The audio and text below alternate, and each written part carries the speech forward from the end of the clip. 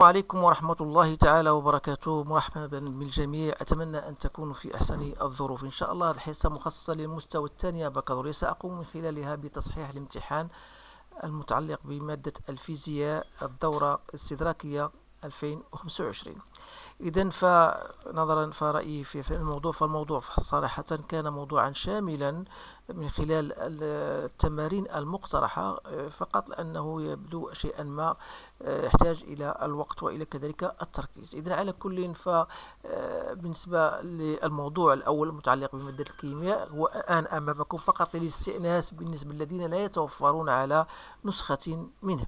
إذا فالموضوع هو كذلك كما ترون، وسنقوم بتصحيحه ثم ننطلق إلى التمرين الثاني والثالث وهكذا دواليك. إذا حتى لا نأخذ الوقت أكثر سنقوم بالتصحيح. إذا بالنسبة للموضوع الأول الكيمياء فهو يتكون من هذه الأسئلة، ثم تليها الأسئلة الثانية المتبقية كما ترون أمامكم. إذا فهذا هو الموضوع، ثم أخيرا انتهي ب l'étude d'une hydrolyse basique d'un ester. إذن فالمرجو وضع الورقة أمامكم بالنسبة للذين يتوفرون عليها حتى يمكنهم المتابعة بطبيعة الحال بالنسبة لهذه التصحيح. إذن سنقوم الآن بتصحيح الموضوع.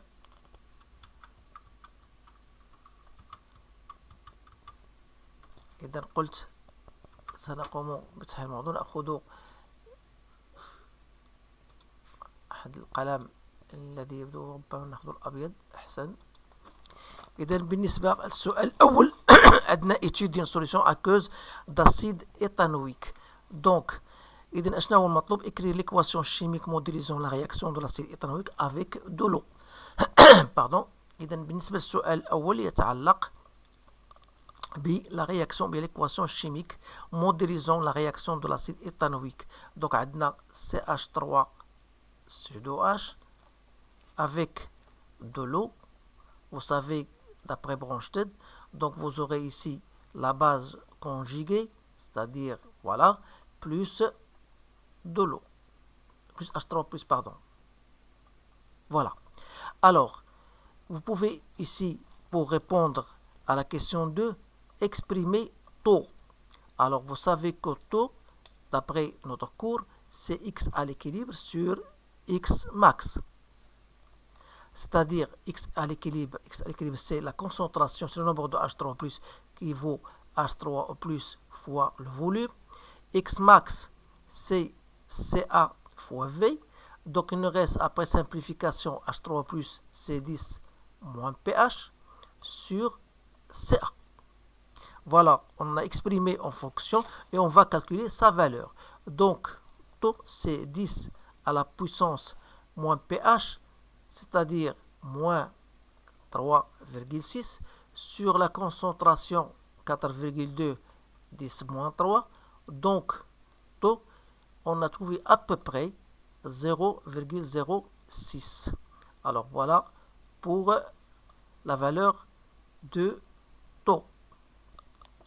On va passer à la question 1.3. Déterminer la valeur du pKa du couple CH3CO2H, CH3CO2-. Alors vous savez que la concentration, bien la constante d'acidité, c'est, d'après la réaction chimique, c'est la concentration H3+ fois la concentration de CH3CO2- qui n'est autre que la concentration de CH3O+. Donc je vais la répéter ici, sur la concentration de l'acide CH3CO2H.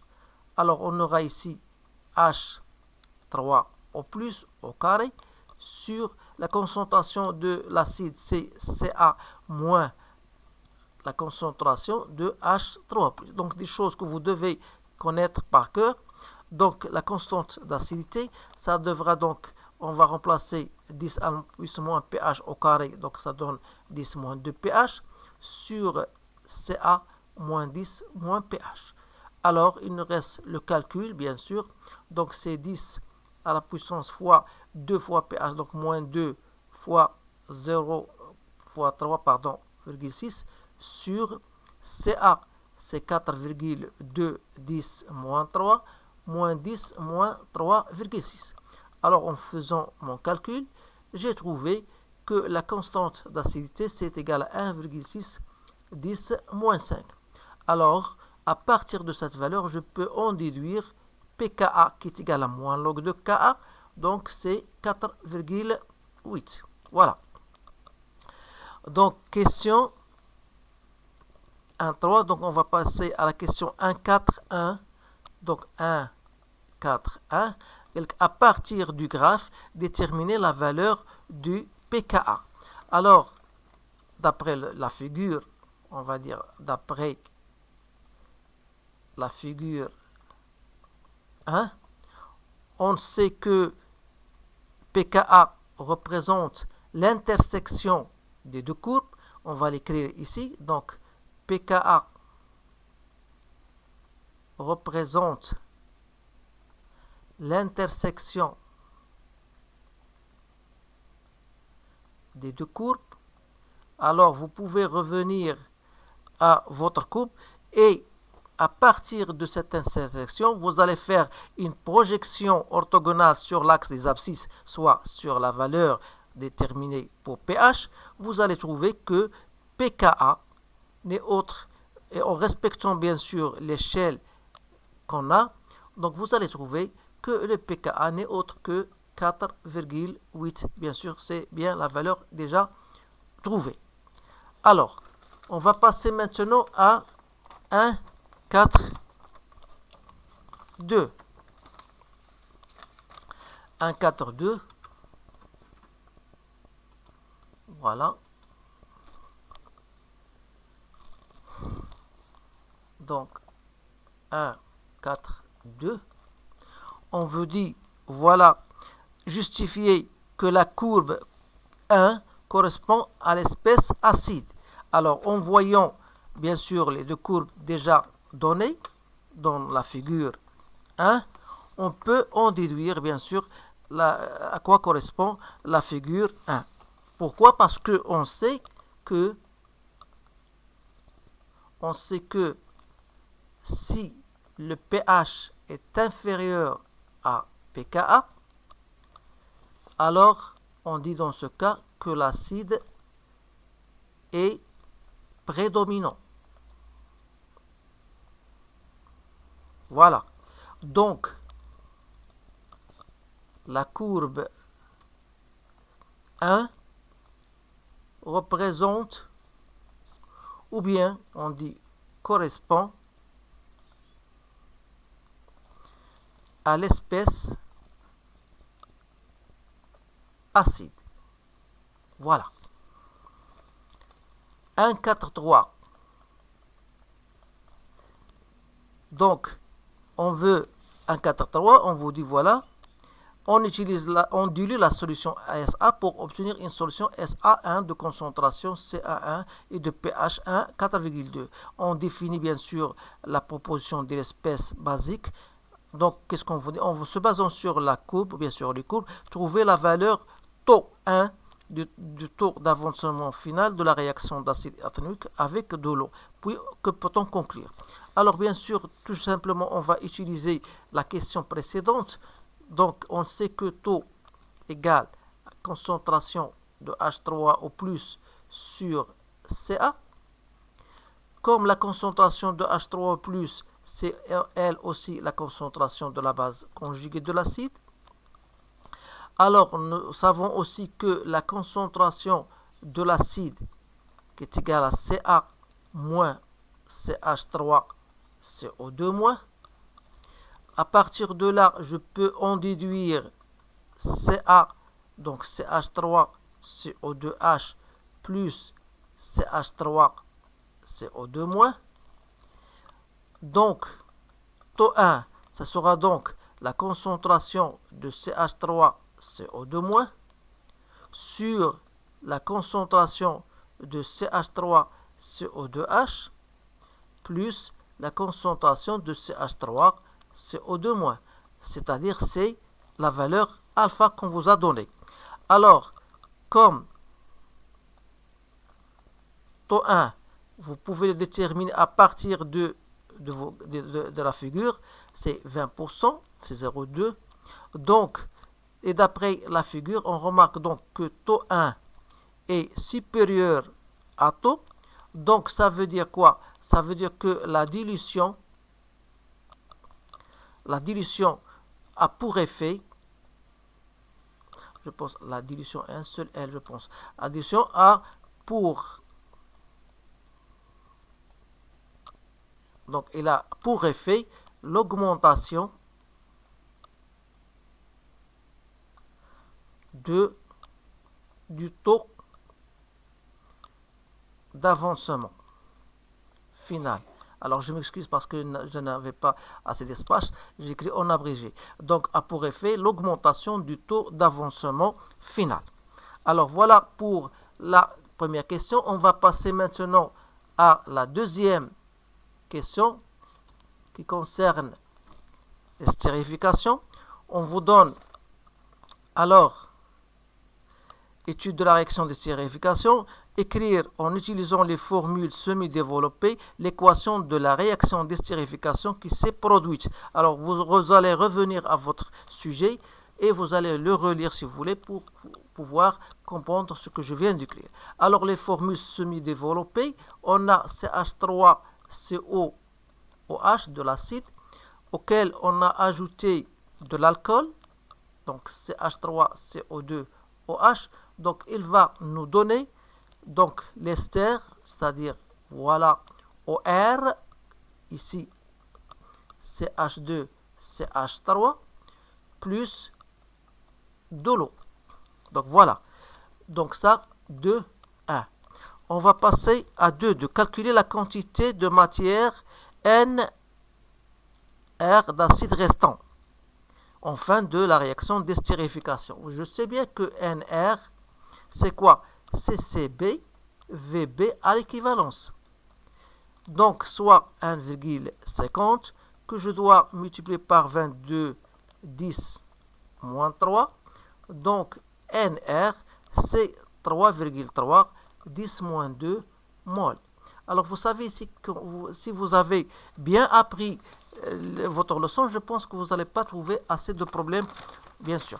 Alors, on va passer maintenant à la question, je pense, à question 2, 3.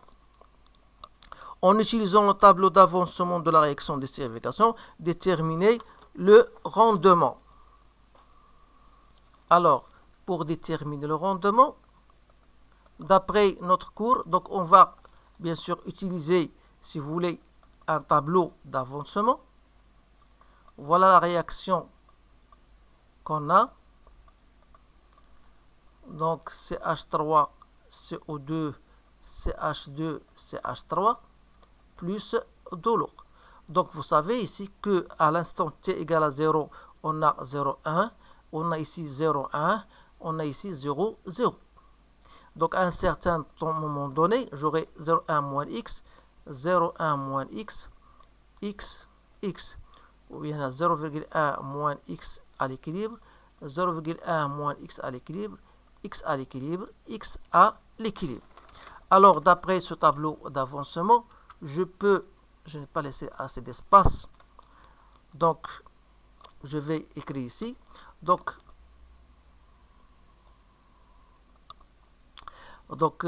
j'aurai NR, c'est 0,1 moins x final. Donc, à partir de là, je détermine x final, c'est 0,1 moins NR. Je sais que le rendement, c'est quoi? C'est nombre expérimental de l'ester sur le nombre théorique de l'ester. Alors, c'est-à-dire c'est x final sur x maximal. X maximal, c'est 0,1. Donc, il me reste tout simplement 0,1 moins NR sur 0,1. Étant donné que NR c'est 3,3, vous allez faire votre application numérique. J'ai trouvé 0,67, donc soit 67%. Je m'excuse parce que je n'ai pas laissé assez d'espace pour pouvoir l'écrire convenablement. Alors je passe maintenant à la question 3. La question 3.1. Donc ça concerne l'étude d'hydrolyse. Je ne sais pas pourquoi je n'ai pas laissé d'espace. Donc je vais utiliser une autre page. Je vais utiliser celle-ci, bien sûr, pour pouvoir écrire la réponse. Donc on va, donc la question 3,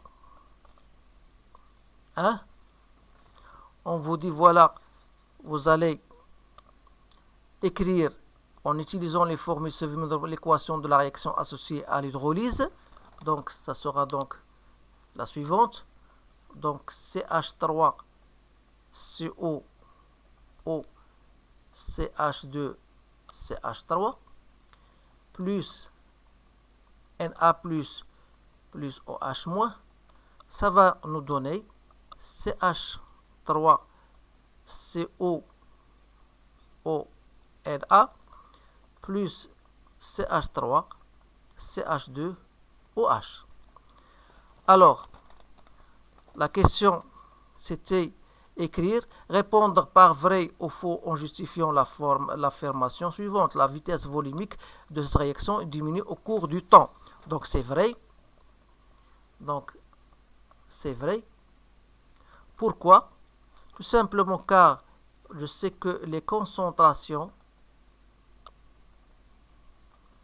des réactifs, ils diminuent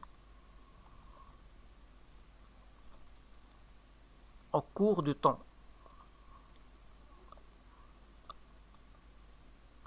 Voilà. Pour la recherche de x à t1 demi, je sais à t1 demi, x t1 demi, c'est quoi? C'est x max sur 2. Alors, x max n'est autre que N01, c'est-à-dire c'est 0,8 10 moins 3 mol. Pourquoi? Car, si vous voulez ajouter cela, car le nombre initial ici est inférieur au nombre de H au moins. Alors voilà pourquoi j'ai déterminé x max de cette manière suivante. Alors, et par conséquent, x t1 demi, donc x max c'est 0,8 10 moins 3 que je divise par 2, ça me donne 0,4 10 moins 3, ou bien j'utilise le millimol. Alors en faisant, si vous revenez, en faisant la projection, si vous revenez à votre courbe, en faisant la projection, connaissant bien sûr x à t1 demi, on fait la projection, on obtient t1 demi égale à 4 millisecondes. Alors vous pouvez revenir à votre cours pour savoir comment on a trouvé cela. Alors il nous reste la question, dernière question, 3, 4.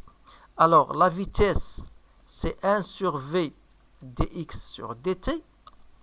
Alors c'est 1 sur V, V c'est 50 10 moins 3, faites attention aux unités. Je choisis deux valeurs, donc 0,16 moins 0,08. 0,16 ça correspond à 1 et l'autre ça correspond à 0. Donc la vitesse, j'ai trouvé 1,6 10 moins 3 mol litre moins 1 minute moins 1. Voilà, donc en ce qui concerne le problème, le sujet de la chimie. Donc c'est un exercice assez long, mais qui nécessite quand même une certaine concentration. Donc je passe maintenant à l'exercice 2. Voilà, l'exercice 2, je ne sais pas, voilà, l'exercice 2 c'est bien ça. Alors l'exercice 2, comme vous voyez ici, il s'agit, vise à déterminer l'indice de réfraction d'un liquide pour une lumière monochromatique. Donc vous avez le temps de le relire convenablement. Je passe maintenant à la question, choisir la proposition juste parmi les propositions suivantes. Alors vous avez 4 propositions, la proposition A, B, C et D. Il y a une seule qui est vraie. Donc ça sera donc la proposition D. La fréquence d'une lumière monochromatique ne dépend pas du milieu de propagation. Donc on va écrire cela et on va terminer avec ces questions.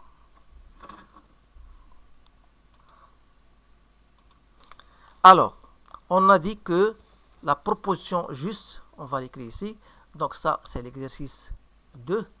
Donc 2, il y a la question 1, on a dit que la proposition juste est D. Alors pour 2, 1, alors quel est le phénomène observé? Donc le phénomène observé est celui de la diffraction. تنظن بأنه اللي حافظ الكور مزيان ما غاديش يلقى إشكال في هذه الكيستيون. Et ce phénomène montre l'aspect de ondulatoire. Voilà ce qu'il faut écrire. Des simples phrases. Alors, 2. Donc, 2. Nommer 2 montre que l'expression de la longueur, de la largeur L est de lambda A D sur A. Donc, pour pouvoir répondre à cette question, on va utiliser notre figure. On sait que tangente de θ qui est à peu près égale à θ. N'oubliez pas que θ n'est autre que lambda A sur A. Donc, tangente est égale à L sur 2D. Alors, à partir de là, je peux en tirer L. Donc, c'est 2 lambda A D sur A. Donc, ce sont des choses très banales. Alors, la question 3.1, toujours dans la figure, ou bien dans un liquide, si vous voulez, dans un liquide, on aura une autre longueur L' qui est égale à 2 fois lambda du liquide. D, ça ne change pas, il reste A. Vous savez que lambda du liquide, c'est L' A sur 2D. L'indice pour le liquide, c'est le rapport de longueur d'onde. Donc, LA, lambda A, c'est quoi? C'est LA sur 2D. Et l'autre, c'est L'A sur 2D. On aura donc une simplification. Ça reste tout simplement L sur L'. Soit 2,4 que je divise par 1,8. Donc, j'ai trouvé 1,33. Alors, la dernière question, c'était déduire la vitesse de propagation. Donc, 3,2. La vitesse de propagation, c'est C sur NL. Donc, c'est 3,10 à la puissance 8 sur 1,33.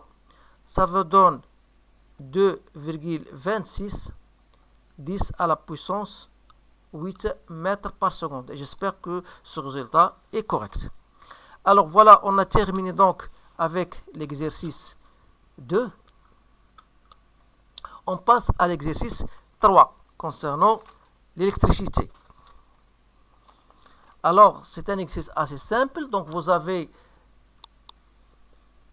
un dispositif qui comporte un générateur, une bobine d'inductance L de résistance négligeable. Vous avez 2 conducteurs ohmiques, l'un de résistance R égale à 100 et l'autre R1 égale à 1 kΩ. Alors, on vous propose à la date à t égale à 0, on ferme l'interrupteur et par suite, on vous demande bien sûr de montrer l'équation différentielle en fonction de UR. Alors voilà pour la première question. La deuxième question, c'est à partir de notre courbe, bien de la figure 2, vous allez vérifier que L égale à 0,1 et vous allez déterminer bien sûr la tension U de la bobine finale et l'énergie emmagasinée. Ensuite, le régime permanent étant établi, alors on vous demande de déterminer l'intensité du courant et vérifier que la tension au bord du conducteur ohmique R1 et UR1 est égal à 100 volts. Voilà, je pense, voilà les questions. Ensuite, on va passer à la suite des questions. Alors, ce qui nous concerne, donc on va passer directement pour ne pas perdre assez de temps. Alors, je vais répondre tout de suite pour les questions concernant cet exercice-là.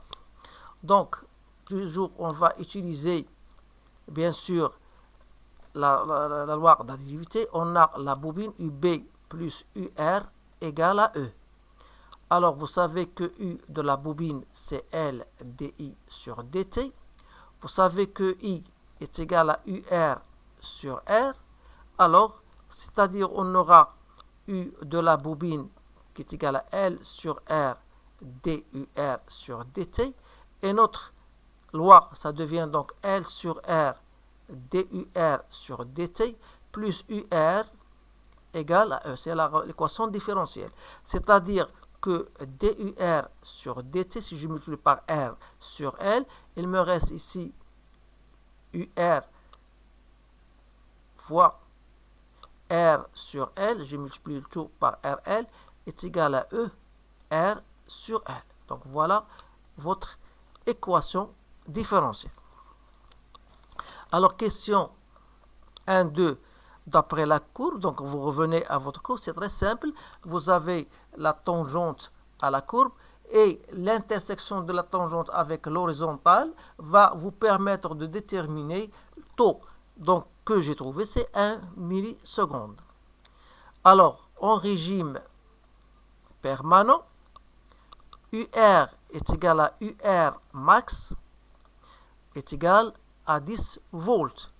Alors, l'intensité qu'on cherche, c'est UR max sur R, donc soit 10 sur 100, donc c'est 0,1 ampère. Donc, je peux le noter I0. Alors, question 1.3. Étant donné que taux est égal à L sur R, alors L est égal à R taux, donc soit 100 fois 10 moins 3, donc c'est 0,1 Henry. En régime permanent, question 1.4, vous avez I0 est une constante, ça veut dire que dI sur dt égale à 0, et par conséquent, U de la bobine finale, qui n'est autre que LDI sur dt, sera aussi égal à 0 volts. Alors, il nous reste maintenant de déterminer l'énergie emmagasinée. L'énergie emmagasinée, donc c'est quoi? EM est égal à 1 demi L et au carré. Donc, en régime permanent, EM, ça devient en régime permanent. EM est égal à 1 demi L I0 au carré. Il suffit de faire votre calcul. Donc, c'est 1 demi fois 0,1 fois 0,1 au carré. Donc, j'ai trouvé EM 5, 10 moins 4 joules. Alors, 2, 1. L'intensité qui traverse la bobine. Donc, l'intensité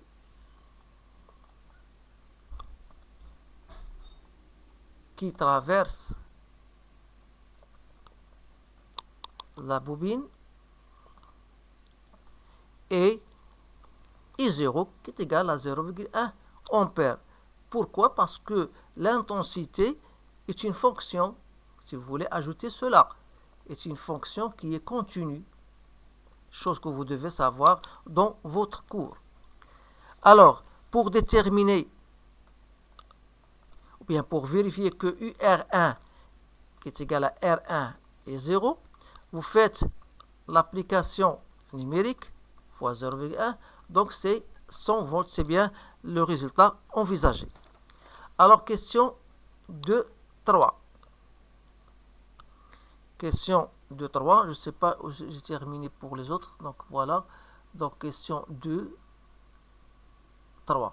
Donc, on va passer à la question 2.3, c'est-à-dire déduire la valeur de UB0. C'est bien ça. Donc, voilà.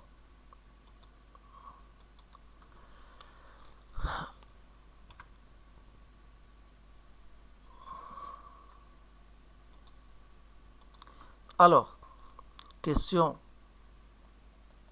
2.3. On a UB plus UR1 plus US qu'on vous a donné égale à 0. C'est la loi, on a utilisé la loi d'additivité.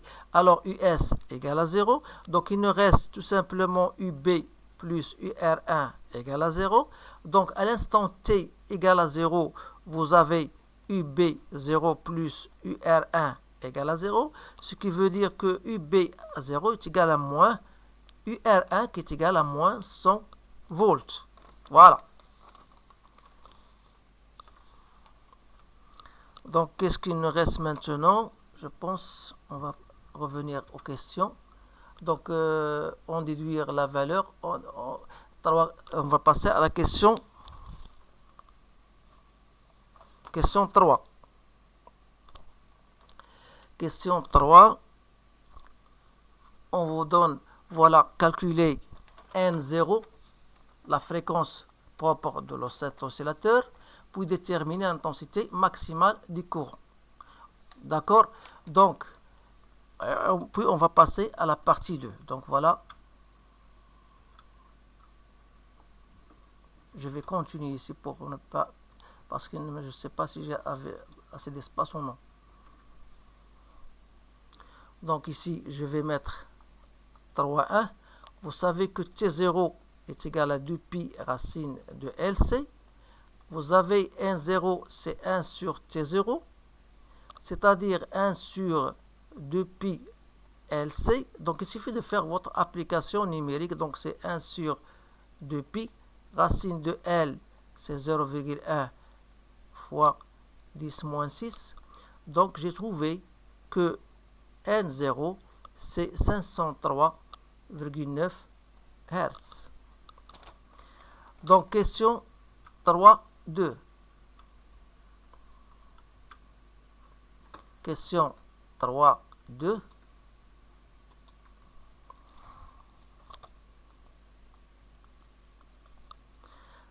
On sait qu'on a une conservation de l'énergie.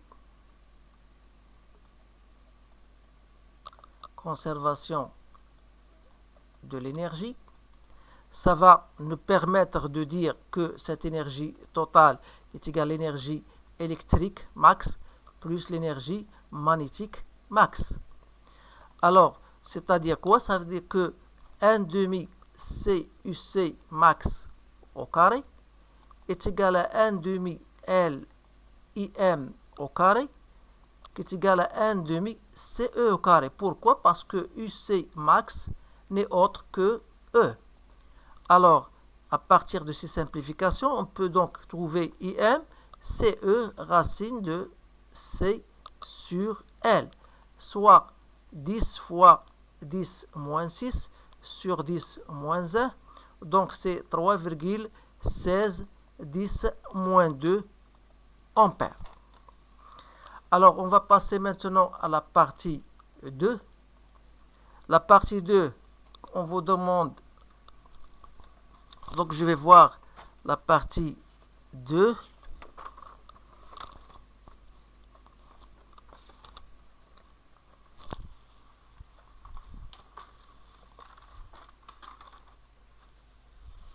Donc, la partie 2, on vous demande ici, dans cette partie, on se propose d'étudier le mouvement d'un pendule, etc. Donc, je vais passer directement aux questions en appliquant la relation fondamentale de la dynamique. Non, ce n'est pas celle-ci, non, pour les questions d'électricité, je pense. Ici, je m'excuse, je vous demande pardon parce que je suis le sujet que j'ai devant moi. Donc, graphiquement,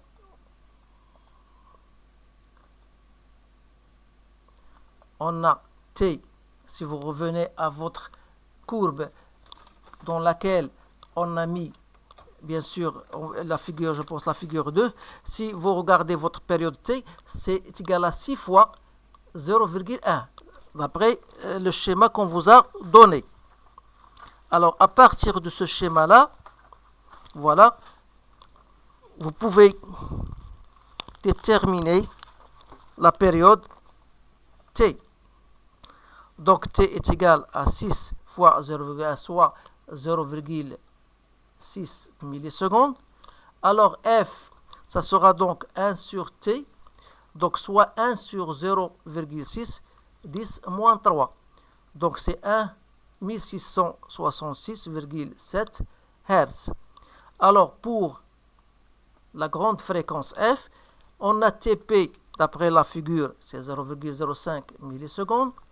Alors f est égal à 1 sur T P, donc soit f égale à 1 sur 0,05 10 moins 3, donc c'est 2 10 à la puissance 4 Hz. Alors pour la question 2, on vous demande de calculer A. A, d'après la formule que vous avez dans votre cours, donc c'est 5 fois 0,33, ou bien vous pouvez même le prendre à partir de votre courbe, max et min, sur 2. Donc c'est 1 volt. Ainsi, pour M, c'est US max moins US min sur US max plus US min. Connaissant US max, c'est 5 fois 0,33 moins 0,33 sur 5 fois 0,33, plus je n'ai pas assez d'espace pour l'écriture, donc j'ai trouvé 0,67. Donc c'est une valeur qui est inférieure à 1, ce qui vous prouve que vous avez une bonne qualité de modulation. Donc bonne qualité de modulation. Donc voilà, on a donc terminé avec cet exercice. Il nous reste maintenant, on va passer à l'exercice 4.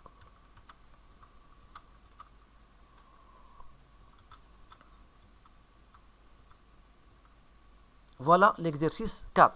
Donc vous avez un solide qui est en chute libre d'un skieur, et à partir de ces données-là, on étudie le mouvement du chute libre du skieur dans un référentiel supposé galiléen. Alors, quelles sont les questions? Voilà où vous allez appliquer la deuxième loi de Newton pour établir, bien sûr, les équations horaires ainsi que l'équation du mouvement. Ensuite, la partie 2, ça concerne le pendule de torsion. Donc, vous aurez le soin de prendre assez de temps pour le relire convenablement pour pouvoir comprendre ce que je vais écrire maintenant, parce que pour ne pas perdre assez de temps. Alors, voilà la terminaison, bien les questions finales de ce sujet-là. Donc, je vais passer tout simplement directement à la correction. Donc, en commençant par le commencement. Donc, vous savez que le solide, on a dit, il est soumis à une chute libre. Donc, ça veut dire que si j'en applique la somme des forces est égale à m gamma, alors on a le seul poids qui est mg est égal à ma. Donc, on va essayer de projeter cela selon les axes OX et OY. On aura pour AX, donc le poids il est perpendiculaire à l'axe des X, ce qui veut dire que le poids est égal à 0. Donc, la projection du poids est égale à 0. Et pour AY égale à moins G. Alors, c'est-à-dire, si on passe à la vitesse, parce que l'accélération n'est autre que la dérivée de la vitesse par rapport au temps, donc si vous voulez passer par les intégrales, c'est-à-dire que Vx, ça sera une constante, et cette constante n'est autre que V0, qui a une seule coordonnée, bien sûr, selon l'axe des X, et Vy égale à moins Gt, plus Y0 qui est égal à 0. Pourquoi j'ai fait tout cela d'une façon très rapide? Parce que je sais que la vitesse est a deux coordonnées, V0 et ici 0. Alors faites attention parce que ce sont des choses simples et en même temps ce sont des choses difficiles. Alors je passe maintenant pour déterminer les équations horaires. Donc ça veut dire que x de t c'est l'intégrale de v0. Donc c'est v0 t plus x0. Et comme x0 égale à 0. Et y de t, ça sera donc 1 moins 1 demi gt au carré plus y0 qui est égal à 0. Alors, si je passe maintenant à l'équation horaire en fonction y en fonction de x, à partir de la relation x est égal à v0t, je détermine t, c'est x sur v0, et par conséquent, y en fonction de x, ça sera donc moins g sur 2 v0 au carré, x au carré. Voilà. Il suffit de faire application numérique. Donc, c'est moins 10 sur 2 reste 1 sur 30 au carré, x au carré, ça me donne moins 5,556, 10 moins 3, x au carré. Alors, question 3, vous savez que E a pour coordonnées XE, YE. XE, c'est quoi? C'est 0E. OE cos de alpha. Et YE est égal à moins OE sinus de alpha. Les questions, c'était de déterminer D, D et E. Donc, ça veut dire que moins EE sinus de alpha, si je remplace YE est égal à moins E sinus de alpha, voilà moins YE, c'est quoi? D'après l'écriture qu'on a déjà calculée, c'est moins 5,56 10 moins 3 fois x au carré. Qui dit x au carré, c'est-à-dire OE au carré, cos carré de alpha. Donc en faisant des simplifications ici, vous allez donc D qui est égal à EE, n'est autre que sinus de alpha sur 5,56 10 moins 3 cos carré de alpha. Avec alpha est égal à 20 degrés. Donc il suffit de faire votre calcul. Donc j'ai trouvé 69,7 mètres. Alors pour la partie 2, donc on va appliquer la relation fondamentale de la dynamique qui dit que la somme des moments par rapport à un axe de toutes les forces agissantes est égale à J d'état seconde. Donc on a les moments des forces utilisées, on a le poids, on a aussi la réaction R, et on a le moment du couple. Tout ça égale à J d'état seconde. Alors, ça égale à 0 et ça égale à 0. Pourquoi? Parce que ces deux forces passent par l'axe. Donc, il nous reste le moment de C, voire moins C d'état, est égal à J d'état seconde. Soit d'état seconde plus C sur G d'état égale à 0. Donc, voilà l'équation différentielle. Ce sont des choses que vous faites toujours dans votre cours. Donc, il suffit de les appliquer ici. Connaissons ici maintenant la valeur de d'état, parce qu'on va donner d'état est égal à d'état m cosinus de 2pi t sur t0. Alors, si je cherche d'état point, ça sera moins 2pi sur t0 d'état m sinus de 2pi sur t0 t. Si je passe à d'état seconde de t, ça sera moins 2pi sur t0 au carré, d'état m cos de 2pi sur t0 t, soit moins 2pi sur t0 au carré, d'état de t. Alors, en revenant à notre expression de l'équation différentielle, c'est-à-dire moins 2pi sur t0 au carré, d'état plus c sur g d'état égale à 0. Et comme d'état est différent de 0, donc il nous reste tout simplement c 2pi sur t0 au carré sera égal à c sur j d'état. Et par conséquent, t0, ça sera donc 2pi racine de j d'état sur c. Donc voilà pour cette question-là.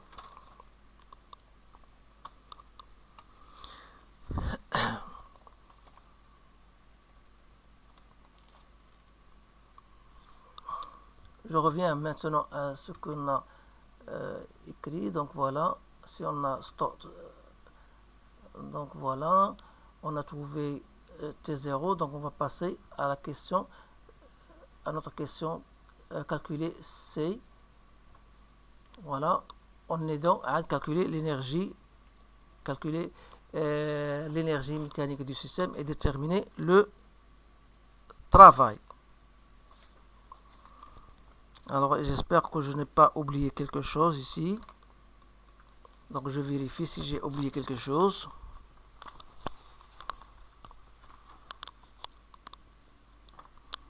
Alors, je pense qu'on n'a rien oublié.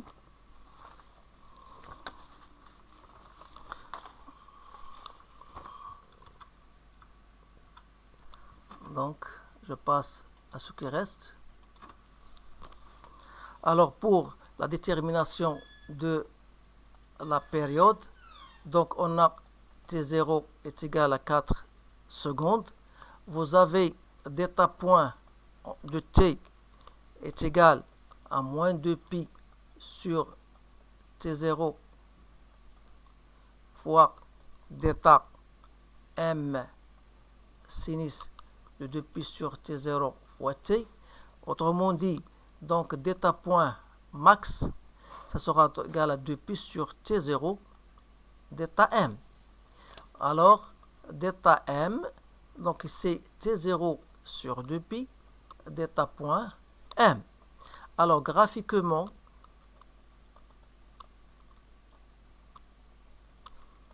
d'état point M est égal à 0,25 radians par seconde. Vous pouvez revenir au cours. Donc, d'état M, ce sera donc 4 sur 2pi fois 0,25, donc soit 0,16 radians. Alors, question 2, 3. Donc, vous avez T0 est égal à 2pi racine de J d'état sur C. Donc, C, ça sera donc 4pi J delta 4pi au carré sur J delta sur T0 au carré. Soit C, c'est 4, 10 fois 10 fois 6, 67, 10 moins 3 sur 4 au carré, donc c'est 16. Donc, j'ai trouvé 1,67, 10 moins 2 Nm par radian. N'oubliez pas les unités. Alors, question 3, 1. On sait que l'énergie mécanique, c'est l'énergie cinétique plus l'énergie potentielle et l'énergie potentielle de pesanteur. Donc, d'autre part, d'après la loi de la conservation de l'énergie, je sais que l'énergie mécanique n'est autre que l'énergie cinétique maximale. C'est-à-dire, l'énergie cinétique maximale, c'est 1,5 G d'état point M au carré. Alors, l'énergie mécanique, ça sera donc 1,5 fois 6,67 10 moins 3 fois 0,25 au carré, c'est à peu près 2,1 10 moins 4 joules. Alors, il nous reste la dernière question, 3, 2. Donc, 3, 2. Donc, vous savez que le travail, c'est moins la variation d'énergie potentielle, c'est-à-dire, voilà, en deux temps, en temps T1 et T2. Voilà, plus P, T à l'instant T1, parce qu'on vous a donné deux temps. Alors, je sais que l'énergie mécanique, conservation de l'énergie mécanique, va nous permettre de dire que la variation de l'énergie potentielle, c'est-à-dire, voilà, n'est qu'autre que moins la variation de l'énergie cinétique. Alors, le travail C est égal à la variation de l'énergie cinétique, soit 1,5 J d'état point à l'instant T2, moins 1,5 J d'état pour d'état point au carré. Donc, soit 1,5 6, 67, 10 moins 3. Il me reste 0,2 au carré, moins 0. Donc, j'ai trouvé 1,33, 10 moins 4 joules. Donc, voilà la dernière question du problème. Alors, اعتذر لانه حاولت ما امكن باش ندير داك الشيء بسرعه، لان الفيديو جينا نمشيو معاه بشويه بشويه تنظر غيستغرق اكثر من ساعتين، ولهذا حاولت ما امكن نعطيكم دي فلاش دي idées او des réponses clés que vous pouvez suivre bien sûr vous-même. Alors j'espère que cela va vous être utile. Je vous souhaite une bonne chance et je vous dis à bientôt.